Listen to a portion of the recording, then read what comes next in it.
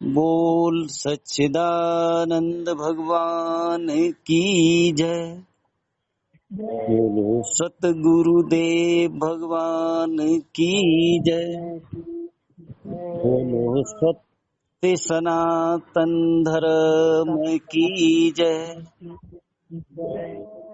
आज का प्रश्न है, कहा गया है कि मनुष्य शरीर परमात्मा को पाने का एक अवसर है, तो फिर सभी मनुष्य शरीरधारी व्यक्ति परमात्मा को क्यों नहीं पा रहे हैं।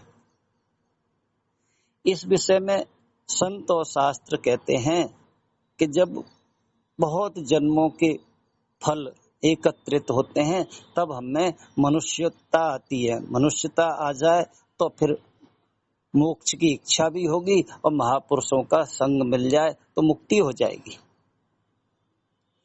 अभी हम आप आपस में कहते तो हैं कि हम आप मनुष्य हैं, पर कर्मों के हिसाब से निर्धारण होता है। अभी हमारे अंदर छल है, हिंसा है, दूसरों का बुरा करने का भाव है, तो ये मनुष्यता नहीं है। इसलिए हमारे उपनिषदों में एक शब्द आया, मनुर्भव, मनुष्य बने। अभी हम आपको लगता है क्या मनुष्य नहीं है? नहीं, अभी हम मनुष्य नहीं है। पूज्य गुरुदेव भगवान जी भी बताते हैं एक बार कि एक महात्मा जी मंच से प्रवचन करते थे। वो भी कहते थे मनुष्य बनो, मनुष्य बनो। तो लोगों को लगता था हम तो मनुष्य, महाराज जी का दिमाग कुछ गड़बड़ है। पर महाराज जी एक पटका पहन के रहते थे, पट, जैसे राम नाम का पट। तो जो पहनते थे वो साधना से सिद्ध था, तो वहां मनुष्य कम दिखते थे कथा में। कोई गधा, कोई घोड़ा, कोई अन्य पशु पक्षियों की जाति के। तो लोगों को विश्वास नहीं हुआ। पर एक ज्यादा जिज्ञासु था, उसने महाराज जी की सेवा करी। बोले महाराज जी आप कहते हैं मनुष्य बनो, ये क्या मनुष्य नहीं है? तो महाराज जी ने एक दिन उसको पट पहनाया, देखा तो वहां मनुष्य तो एक आधी थे कथा में, ज्यादातर तो पिछली योनियों के संस्कार थे। तो बोला महाराज जी ये पट मैं अपने घर ले जाऊं? बोले क्यों? बोले मेरी पत्नी भी बड़ी लड़ाकू है, मैं जाके देखूं उसको क्या है वो। गुरु जी ने कहा देख ले बेटा, जल्दी लौट आना। गया, उसने वो पट धारण किया। तो बताते हैं पत्नी क्या, बोले वो कुतिया के योनि से आई थी, इसलिए हर वक्त काहे काहे घर में करती रहती थी। पति हंसने लगा पत्नी को देख के, बोले आज कैसे हंसे? बोले ऐसे हंसे, इसमें तुम वो दिख रही हो। पत्नी ने भी 2 मिनट पति से बात करी, बोले ये पटका मेरे को भी दो। उसने पहना तो पति गधा दिखा, तो वो भी हंसने लगी। बोले क्या हुआ? बोले तुम बात बात पे लात चलाते हो ना, इसमें तुम्हारा कोई दोष नहीं है, तुम पिछले जन्मों में गधे थे। ये कहानी सिर्फ एक हमें सीख देने के लिए है कि हमारे अंदर मनुष्यता है कि नहीं। पर दुख का तरता, करुणा हो, क्षमा हो, दया हो, ये मनुष्यता हमारे जीवन में आ जाए तब निश्चित जानिएगा फिर हम मोक्ष की इच्छा वाले भी बन जाएंगे। और मोक्ष की सच्ची इच्छा होगी तो भगवान की कृपा से अच्छे संत मिल जाएंगे। कह दिया ना, राम कृपा कर चितवहि जेहि, संत विशुद्ध मिले पुण्य ही। अच्छे संत मिल जाएंगे हम आपको।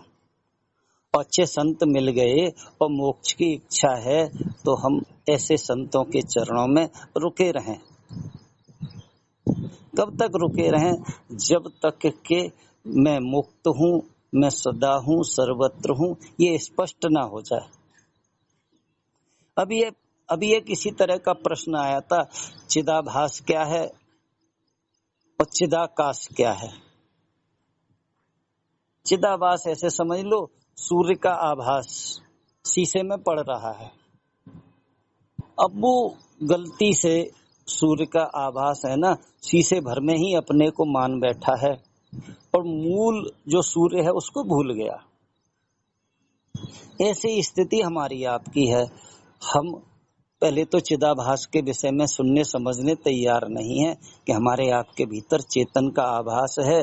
जैसे अंतःकरण में पड़ता है, अंतःकरण से फिर इंद्रियों में, इंद्रियों से जगत प्रकाशित होने लगता है। तो सत्संग के द्वारा संत सदगुरु जन हमें अंतर्मुख ले जा करके हमारे देह भाव से, अंतःकरण भाव से पार ले जा करके चिदाभास बताएंगे। और फिर आभास किसका है?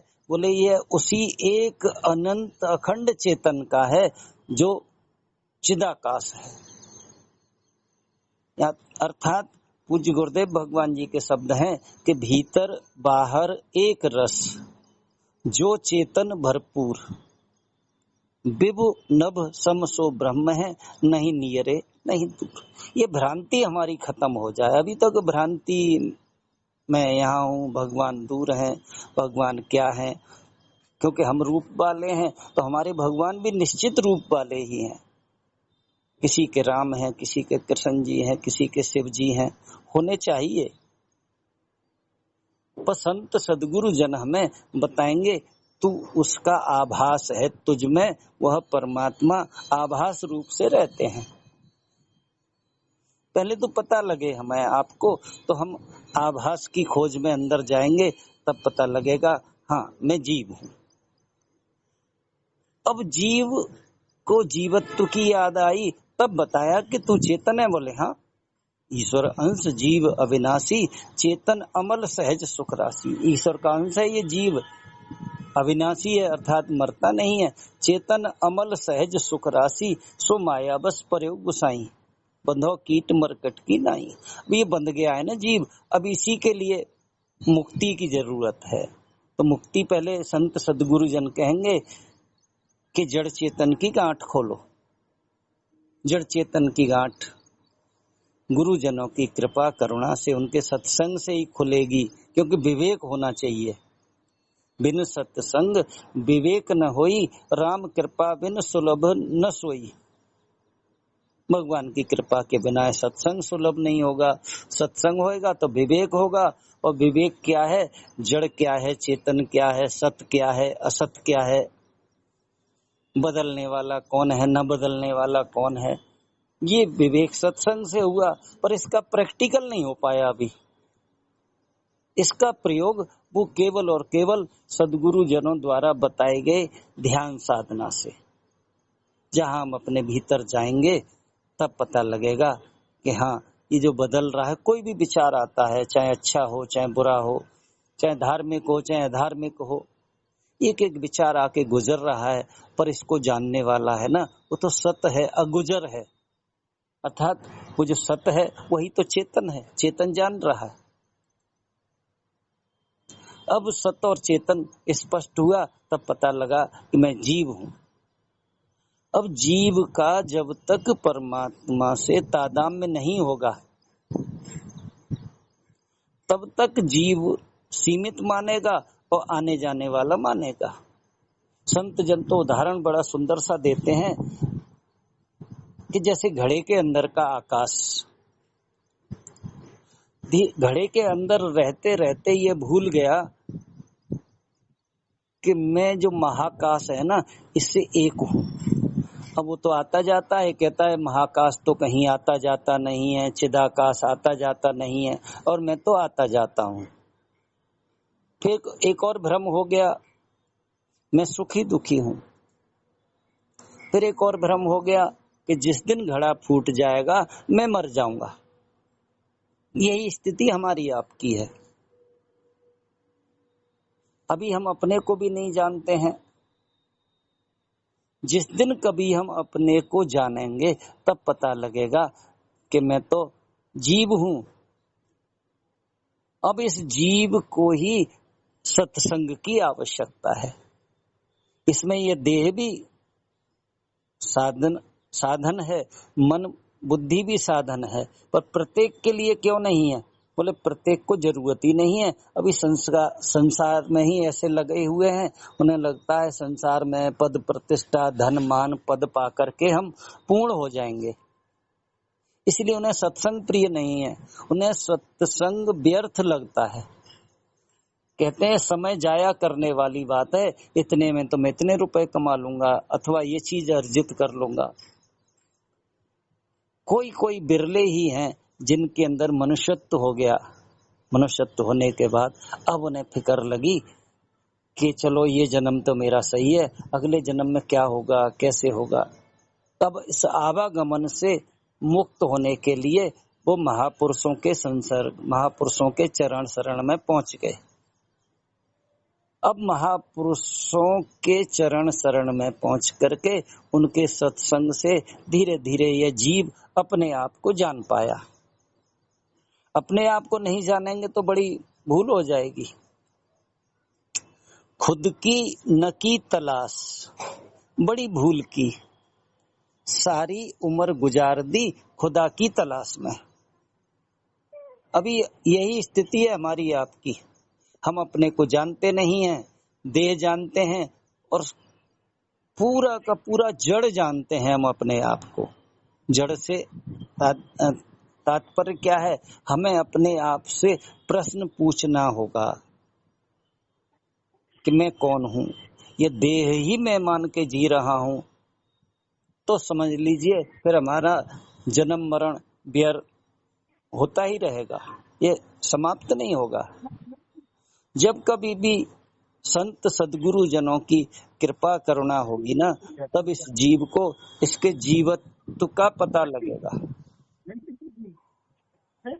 ओम ओम ओम। तो हम आपको अपना पूरा जीवन लगा करके भी यदि अपने आभास का पता लग जाए कि मैं जीव हूं, अब जीव एक बार उस अनंत अखंड सच्चिदानंद परम पिता परमात्मा से एकता का अनुभव कर ले। चिदाकाश चेतनाकाश हूं मैं अनंत हूँ, अखंड हूँ, अद्वय हूँ और मैं कहीं आता जाता नहीं हूँ।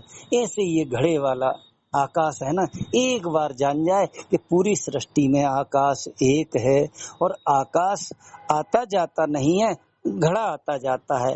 अब घड़े के आने जाने से तादाद में होने के कारण हम आपको भी लगता है ये देह आ जा रहा है और देह मर जाएगा तो मैं मर जाऊंगा। यही अज्ञान है ना, हम आपको दुखी कर रहा है। इसी के लिए पूज्य गुरुदेव भगवान जी कहते हैं कि इसी जीवन में काम बना लो अपना।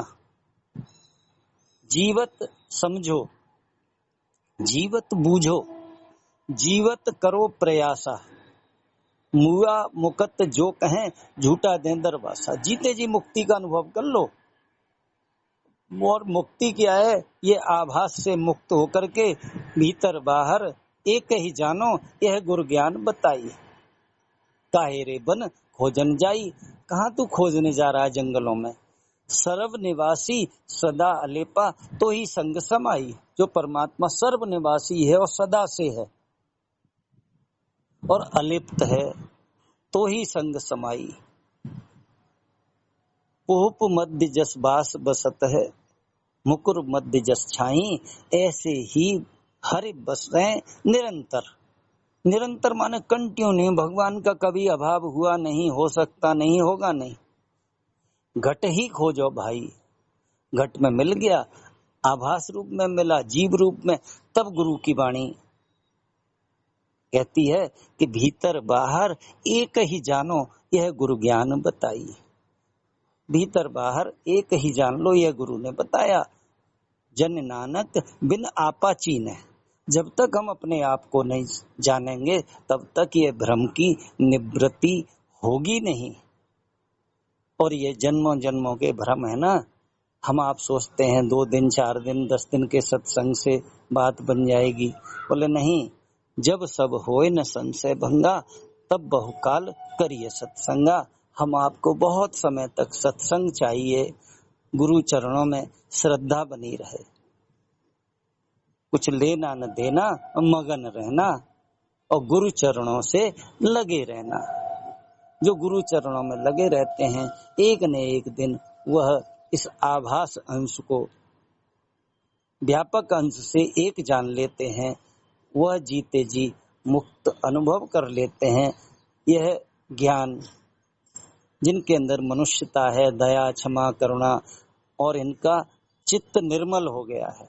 रामचरितमानस जी में कह दिया ना, निर्मल मन जन सो मोहि पावा, मोहि कपट छल छिद्र न भावा।